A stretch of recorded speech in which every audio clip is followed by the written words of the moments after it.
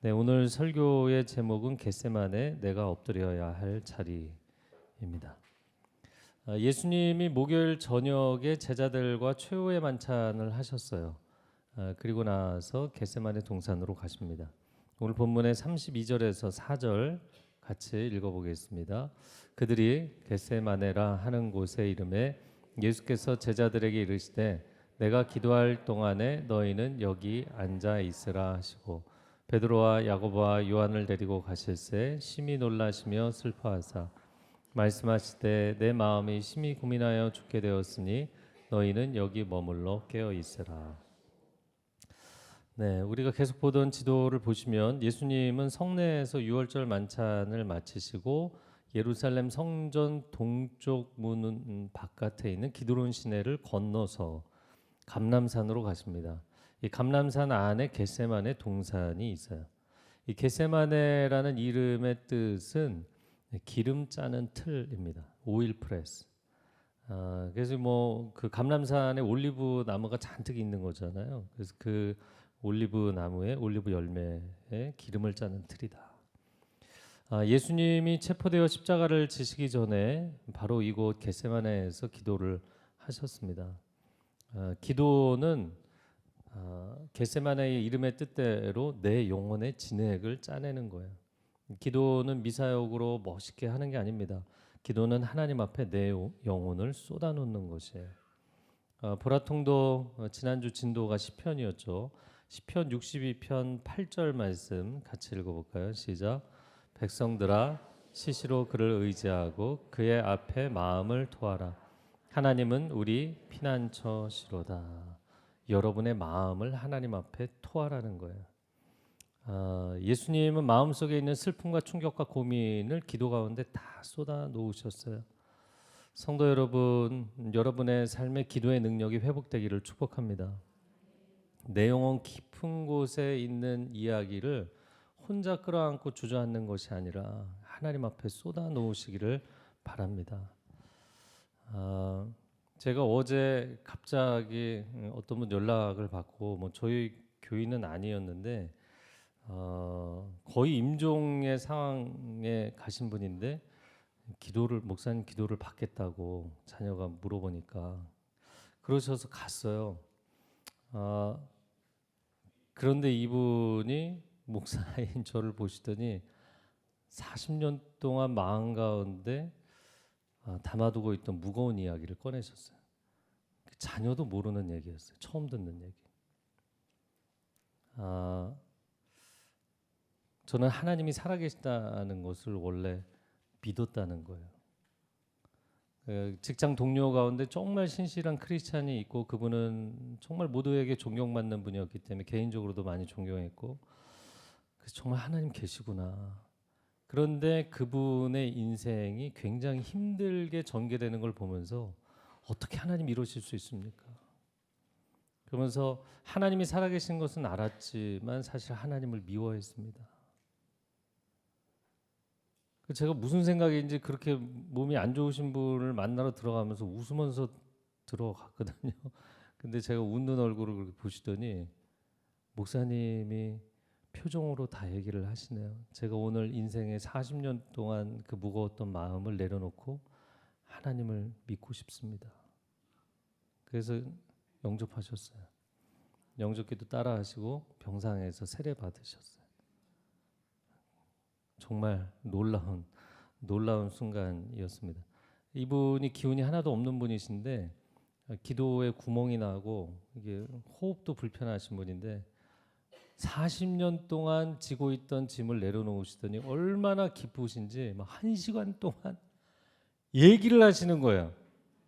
고해성사를 하듯이 자기 인생에 지나온 얘기를 막 하시는 거예요. 자녀들도 놀라고 저도 놀라고. 여러분 인생의 무거운 짐을 왜 마음에 그렇게 쌓아두고 살아가는가? 여러분 기도는 하나님 앞에 우리의 중심을 쏟아놓는 것인 줄로 믿습니다. 이 쏟아놓는 기도가 뭐가 유익한가? 몇 가지를 이야기하자면 첫 번째, 쏟아놓는 기도는 내적 치유를 일으킵니다. 오랫동안 담아두었던 마음의 상처와 트라우마 이거를 기도 가운데 쏟아놓으면 치유가 되고 마음이 가벼워져요. 마음이 가벼워지면 그 사람 표정이 달라지고 말이 달라집니다. 두 번째, 쏟아놓는 기도는 주님께 원수를 맡겨드리게 됩니다. 이 시편을 읽다 보면 원수의 이빨을 꺾어주시고 그 자식이 빌어먹게 하시고 막 이런 기도를 합니다. 기도할 때 솔직하게 다 쏟아놓고 실제 그 사람에게는 원수 같지 않는 거예요. 미움과 분노를 내려놓을 수 있는 거예요. 여러분, 분노를 내 안에 품고 있으면 나도 타거든요. 세 번째, 쏟아놓는 기도는 주님께 인생의 슬픔과 충격을 내려놓는 것입니다. 시편을 다 읽어보면 처음에는 좀 우울하게 시작해도 나머지 뒤로 갈수록 하나님 신뢰하고 찬양합니다 이렇게 끝나는데, 시편 88편은 소중한 지인들과 친구들의 죽음에 대한 슬픔과 충격을 노래해요. 그런데 마지막까지 그렇게 노래하다가 끝나요. 우울하게 끝나요. 여러분, 우리의 마음 슬픔과 고통과 두려움을 하나님 앞에 쏟아놓는 기도를 할 때 하나님께서 그 기도도 기쁘게 들으시는 줄로 믿습니다. 그리고 그 마음의 어려움을 쏟아놓는 사람은 주님이 자유케 해주실 줄로 믿습니다. 그래서 네 번째, 쏟아놓는 기도는 영혼의 고통에서 자유를 얻게 합니다.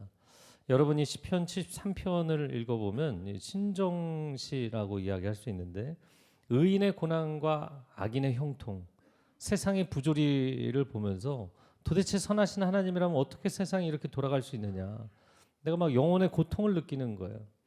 여러분, 뭐 작은 문제는 어떻게 해결하면 되지만 이 구조적인 악의 문제를 해결할 방법이 없잖아요.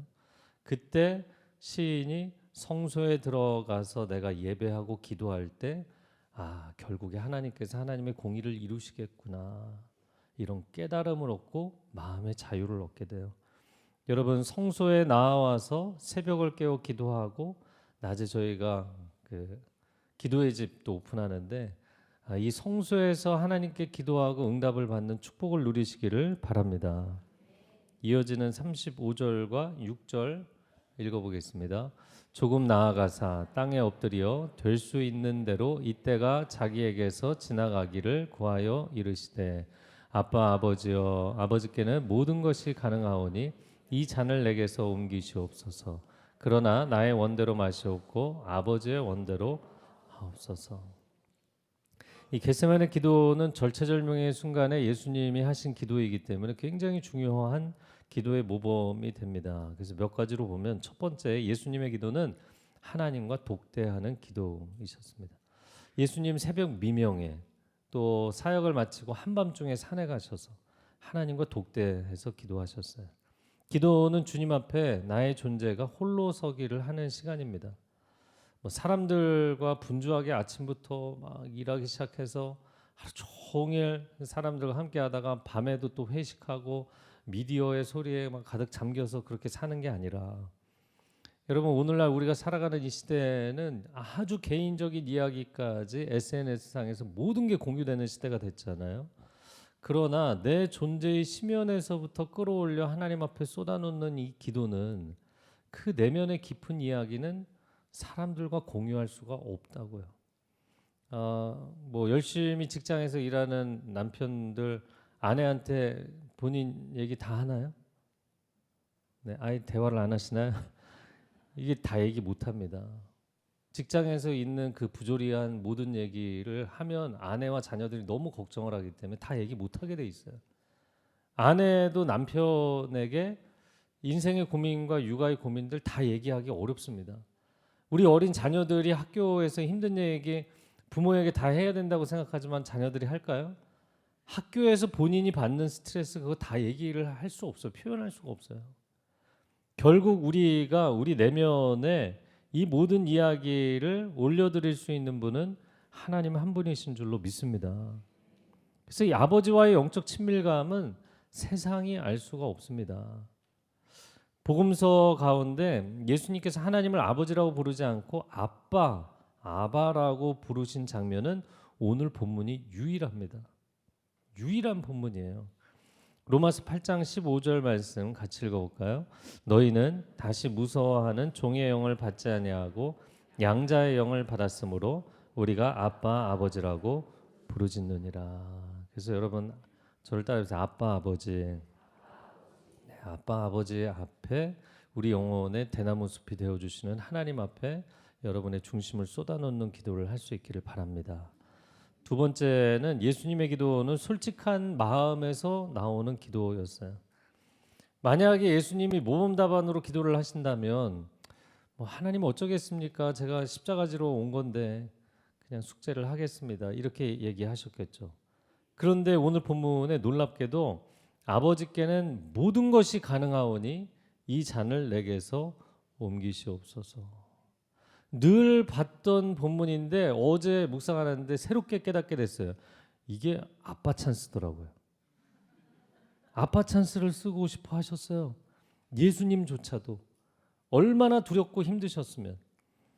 나의 아버지 하나님은 전지전능하신 분이잖아요. 그러니까 하나님의 전지하심, 하나님의 지혜로, 하나님의 전능하심, 하나님의 능력으로 이 구원 문제를 좀 해결해 주시면 안 되겠습니까? 제가 십자가를 지는 방식 말고 다른 방식은 없겠습니까? 그러나 아버지도 아들도 그 길을 선택하지 않으셨어요. 아빠 찬스 쓰지 않았습니다. 오히려 하나님은 굉장히 단순하면서도 정직한 길을 선택하셨죠. 당신의 생명을 내어주심으로 우리의 생명을 건지시는. 여러분, 하나 주고 하나 받고 이것처럼 정직한 게 어디 있습니까? 그렇게 당신의 생명을 내어주심으로 우리를 건지신 하나님의 은혜를 찬양합니다. 세 번째, 예수님의 기도는 아버지의 뜻에 순응하는 기도였습니다. 나의 원대로 마시옵고 아버지의 원대로 하옵소서. 근데 예수님께서 처음부터 이 모범답안을 얘기하신 게 아니란 말이에요. 나의 소원을 다 고백했습니다. 내 생각을 다 피력했습니다. 내 힘든 감정도 아버지께 다 쏟아놓으신 거예요. 우리는 종종 우리 마음 가운데 켜켜 쌓아두고 꾹꾹 눌러두고 자신의 그 힘든 마음, 어두운 마음, 부정적인 감정을 얘기하지 못하다가 한 번에 그냥 인생의 어느 한순간에 터지는 경우가 많잖아요. 저는 주로 그런 분들을 만나거든요. 사람마다 내면에 감정 탱크가 있다고 이야기합니다. 뭐 내지는 에너지 탱크라고 할 수 있겠는데 이게 한계가 있다고요. 여러분, 인생이 아무리 그냥 계속 자동차가 달리고 싶어도 오일 게이지가 떨어지잖아요, 연료가. 그러면 결국에는 주유소 가야 된다고요. 그런데 내 그런 필요에 대해서 이야기하고 쏟아놓지를 못하고 계속 밀어붙여서 가기만 하면 한순간에 차가 퍼지는 것처럼 인생이 멈춘다고요. 그래서 제가 지금 이야기하는 케이스들은 정말 많은 경우들이에요. 뭐 특정인을 알려고 하지 마세요. 미국의 정말 좋은 유명 대학을 다니다가 성적도 참 좋은 학생이었어요. 졸업 학기를 앞두고 공황장애 갑자기 오는 거예요. 근데 그게 갑자기 올까요? 갑자기 오지 않아요. 예, 연료가 계속 줄어드는 시그널을 보내잖아요. 그런데 밀어붙이면서 한 거예요.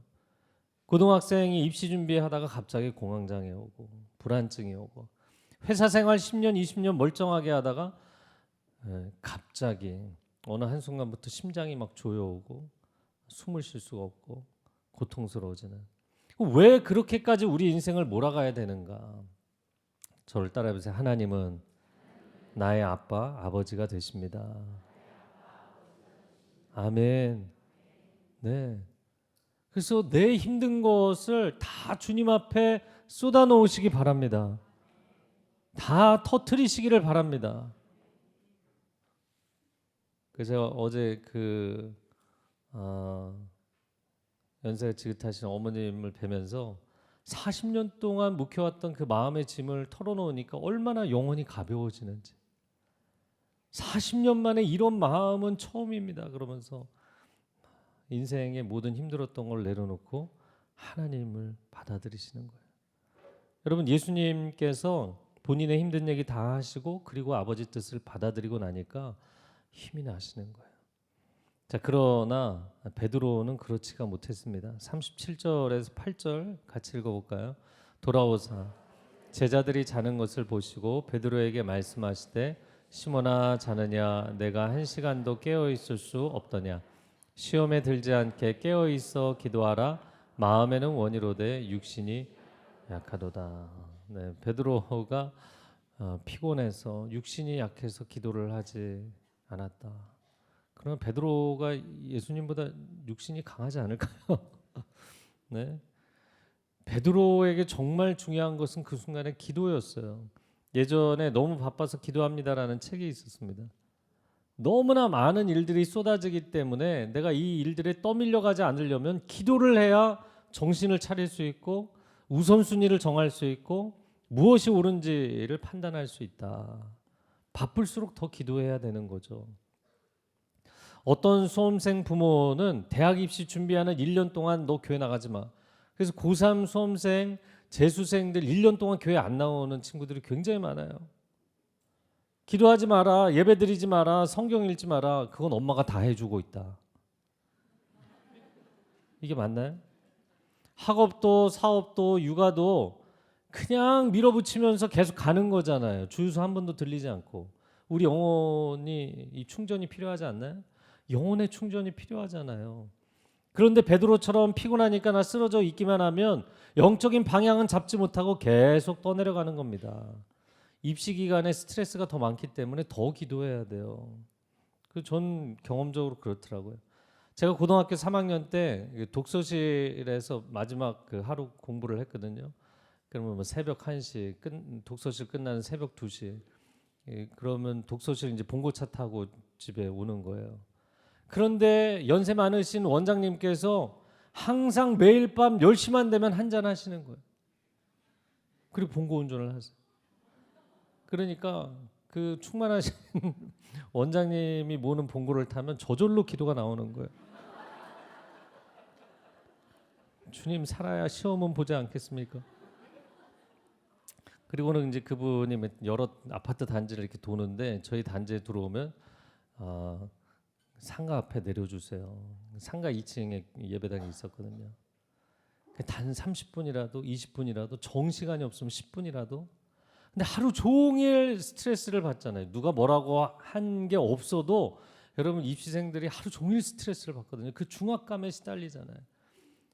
그러니까 그 어두컴컴한 예배당 안에 장의자 뒤에 딱 앉는 순간부터 그냥 눈물이 쏟아지는 거예요. 하나님, 눈물이 막 쏟아지고 이 속에 있는 힘든 거를 그렇게 토해내고 나면 너무너무 가벼운 거예요. 집에 막 5분이면 달려왔는데 숙면을 취하는 거죠. 여러분, 피곤해서 수면이 부족해서 기도를 못하는 게 아닙니다. 그러다가 진짜 인생이 어려워지면 잠도 오지 않잖아요. 잠도 안 와요. 불면증에 빠져요. 그래서 기도를 안 하던 분들이 나 기도해야지, 시간 내서 작정하고 기도해야지 그러면 갑자기 건강 염려증이 올라와요. 내가 이거 30분 1시간 안 자고 기도하다 건강이 안 좋아지는 거 아니야? 그런데 건강 염려증이 문제가 아니라 영혼 염려증을 가지셔야죠. 시편 55편 22절 같이 읽어보겠습니다. 내 짐을 여호와께 맡기라. 그가 너를 붙드시고 의인의 요동함을 영원히 허락하지 아니하시리로다. 아멘. 여러분의 인생과 마음의 모든 무거운 짐을 기도의 자리에 내려놓으시기를 바랍니다. 영혼이 평안해지면 마음이 평안해지고 인생이 평안해지는 거예요. 자, 예수님이 또 반복하신 내용 39절에서 41절 같이 읽겠습니다. 다시 나아가 동일한 말씀으로 기도하시고 다시 오사 보신즉 그들이 자니 이는 그들의 눈이 심히 피곤함이라. 그들이 예수께 무엇으로 대답할 줄을 알지 못하더라. 세 번째 오사 그들에게 이르시되 이제는 자고 쉬라. 그만 되었다. 때가 왔도다. 보라 인자가 죄인의 손에 팔리니. 자, 예수님의 기도의 네 번째 특징을 보면 반복적인 기도였다. 예수님이 겟세마네 동산에서 동일한 기도의 내용으로 몇 번 기도하셨어요? 3번 기도하셨어요. 제가 이번에 큐티 집회를 하면서도 다시 한번 확신하게 된 것, 영적인 일은 반복하는 게 중요하구나. 파도가 한 번 치고 2번 치고 3번 치고 그래서 뭐 캠프라든지 연속 집회를 하면 제일 첫 번째 설교하는 사람이 제일 힘들다고 이야기해요. 제일 마지막에 설교하는 사람은 그냥 숟가락만 놓는 거예요. 그냥 파도가 치기 때문에 사람들의 마음에 은혜가 쌓여요. 성령의 감동하심이 쌓이고 사람들이 그냥 설교를 하기도 전에 이미 은혜를 받을 준비가 다 돼 있어요. 여러분, 영적인 일을 반복하는 것 가운데 하나님께서 누적되는 은혜를 베푸시는 줄로 믿습니다. 예수님이 그렇게 반복해서 기도를 하시고 나자 마음 가운데 십자가의 길을 넉넉하게 감당할 수 있는 용기가 생기신 거예요. 그래서 예수님이 반복적으로 기도를 하신 것은 단순 정보를 취하려고 했다면 반복이 필요 없지만, 예수님이 반복 기도를 하신 것은 마음 깊은 곳에서 하나님의 뜻에 동의하고 공감이 될 때까지 그 아버지의 뜻을 품고 또 품는 기도를 하신 거예요. 할렐루야. 어떤 분들은 뭘 그렇게 새벽에 나가서 계속 똑같은 기도를 하냐, 문제 터지면 그때 기도하면 되지, 그럴까요? 이 베드로처럼 평상시에 기도를 안 하던 사람은 결정적인 순간에 기도를 하려고 그러면 건강에 염려증이 올라오고 막 피곤해지고 근심 걱정 때문에 심신이 짓눌리게 돼 있어요. 그런데 평상시에 예수님처럼 아침과 밤으로 하나님과 독대하며 기도하는 습관을 가진 분들은 위기의 순간이 왔을 때 기도에 집중이 되고 하나님의 음성을 듣고 평강의 길을 걸어갈 줄로 믿습니다. 그래서 기도의 습관을 갖는 것이 중요한 것이죠. 자, 42절에서 46절 유다의 배신의 내용입니다. 같이 읽겠습니다. 일어나라, 함께 가자. 보라, 나를 파는 자가 가까이 왔느니라. 예수께서 말씀하실 때 곧 12 중에 하나인 유다가 왔는데 대제사장들과 서기관들과 장로들에게서 파송된 무리가 검과 몽치를 가지고 그와 함께 하였더라. 예수를 파는 자가 이미 그들과 군호를 짜 이르되 내가 입 맞추는 자가 그이니 그를 잡아 단단히 끌어가라 하였는지라. 이에 와서 곧 예수께 나와 라삐어하고 입을 맞추니 그들이 예수께 손을 대어 잡고는. 여러분, 예수님은 유다가 배신할 거를 알고 계셨어요? 모르고 계셨어요? 여러분이 결혼할 때 여러분의 배우자가 여러분을 실망시킬 거를 알고 계셨어요? 모르고 계셨어요? 대답들을 안 하시고 웃으시죠? 여러분, 자녀를 낳았을 때 그 자녀가 언젠가 여러분의 마음을 힘들게 할 것을 알고 계셨어요? 모르고 계셨어요? 2부 예배, 3부 예배 완전히 다르네요. 2부 예배는 두 번 다 모르고 있었어요. 모르고 있어. 그거는 착한 게 아니라 나이브한 거라고. 이번에 강준민 목사님 오셔서 굉장히 주옥 같은 말씀 많이 해주셨는데 그 중에서 충격적인 얘기 하나, 여러분 아마 오셨던 분들은 기억하실 텐데, 아들을 키우는 이유는 뭐라고 하셨어요? 배신을 당하기 위해서. 아들 둘 있는 저희 집은,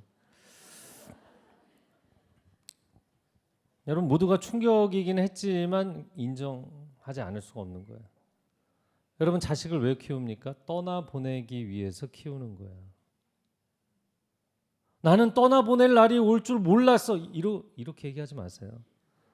내려놓기 위해서 손에 잡는 거예요. 돈은 왜 버나요? 쓰기 위해서 버는 것처럼. 여러분, 들녘에 농부가 1년 내내 수고해서 왜 알곡을 키워요? 그거 먹기 위해서 키우는 거예요. 그 고이고이 쌓아둡니까? 계속 쌓아둡니까? 그럼 아무 소용 없어져요. 포기하기 위해서 선택하는 것입니다. 네, 여러분 마음 가운데 이걸 아셔야 된다고요. 예수님이 유다가 배신할 거를 알고 계셨다. 마음에 그것을 이미 받아들이셨다. 그래서 사람은 사랑하되 너무 집착하지 마세요. 의지하세요. 그러나 절대적인 신뢰를 보내지는 마세요. 절대적인 신뢰를 보낼 수 있는 분은 하나님 한 분뿐이 없는 줄로 믿습니다. 어떻게 남편이, 어떻게 아내가 나에게 이럴 수 있느냐, 어떻게 부모가, 어떻게 자식이 나한테 이럴 수 있냐, 제발 그런 얘기를 하지 마세요. 하나님도 어떻게 너는 나에게 그럴 수 있느냐 그렇게 얘기를 하지 않으셨잖아요. 그리고 우리를 그냥 용서해 주시고 용납해 주시잖아요. 예수님께서, 우리가 만약에 예수님 역할이었다면 유다가 배신할 걸 이미 알고 있어요. 식탁 자리에서 같이 초 찍어 먹겠어요? 나가. 넌 밥도 먹지 마. 그러지 않겠어요? 자, 예수님께 그 동산에 찾아와서 늘 친교하던 그 동산에서 입을 맞추는데 얼굴 미르셨어요? 가만히 그 키싱하는데 그냥 가만히 서 계시잖아요. 자식이 여러분의 마음을 어렵게 할 거면 너 집 나가. 너 나한테 친한 척하지 마. 그러시겠어요? 그러지 않잖아요.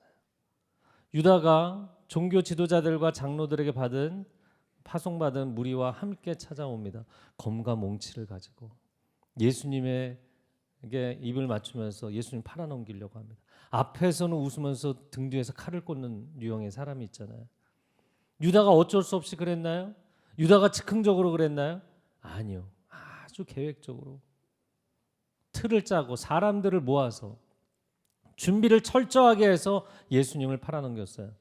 유다의 입맞춤에 대한 묵상을 나눠보면 첫 번째, 유다의 입맞춤은 배신에 대한 변명이었습니다. 우리는 우리가 죄를 지으면서도 이거 어쩔 수 없었다고 상황 논리로 해명을 하려고 하는 사람들이 많아요. 저도 예수님 사랑하지만 이 상황에서 어쩔 수 없었어요. 목사님, 세상에서 돈 벌려면 어쩔 수 없습니다. 내가 조직에서 피해자가 되지 않으려면 어쩔 수 없습니다. 정말 그런가요? 아다르고 어다른 건데 똑같은 구성 요소의 문장을 앞뒤만 위치만 바꾸면 이게 완전히 반대말이 되더라고요. 주님께 입은 맞췄지만 결국에 배신을 했습니다. 가슴을 치느냐 아니면 배신하기 위해서 주님께 입을 맞춘 것이냐. 유다의 입맞춤은 배신에 대한 변명입니다. 두 번째, 유다의 입맞춤은 친밀함을 가장한 배신이었어요. 여러분, 우리가 누구에게 친밀감을 표현하나요? 가장 가까이 있는 가족, 친구들, 동료들, 그리고 교회 지체들. 그런데 우리가 성경 캐릭터 중에 가장 미워하고 가장 싫어하는 유다의 이 친밀감을 가장한 배신, 이거 우리가 굉장히 많이 하는 것이더라고요. 여러분, 회사 다니다가 창업하시는 거 좋습니다. 그러나 창업을 하겠다는 의지까지는 좋은데 그 내가 다니던 나를 키워준 그 회사의 모든 사업 아이디어를 다 갖다가 도용하시는 분들이 있어요. 그게 선한가요? 허물없는 사이라고 가족에게, 친구들에게 막대하고 함부로 대하고 막말하시는 분들이 있어요. 그리고 교인들 뭐 이렇게 도와주려고 하는 분들이 있거든요. 그런 분들은 나 착함 이렇게 쓰고 다니거든요. 그래서 나 착함까지는 괜찮은데 나 쉬움 이렇게 쓰고 다니지 마세요. 나 사업하는데 투자해달라. 나 돈이 없는데 돈 좀 빌려달라. 그래서 제가 늘 얘기하지만 돈 서로 빌리지 마세요. 꾸지 마세요. 그런 거 하지 마세요. 그냥 줘도 된다 생각하면 주세요. 그리고 끝내세요. 왜냐하면 교회 안에서 그렇게 친밀함을 가장해서 사기치는 사람들 많습니다. 생각보다. 여러분 주변에 가장 가까이에 있는 사람들을 조심하셔야 됩니다. 그 사람이 누군가요? 지금 옆에 앉아있는 사람.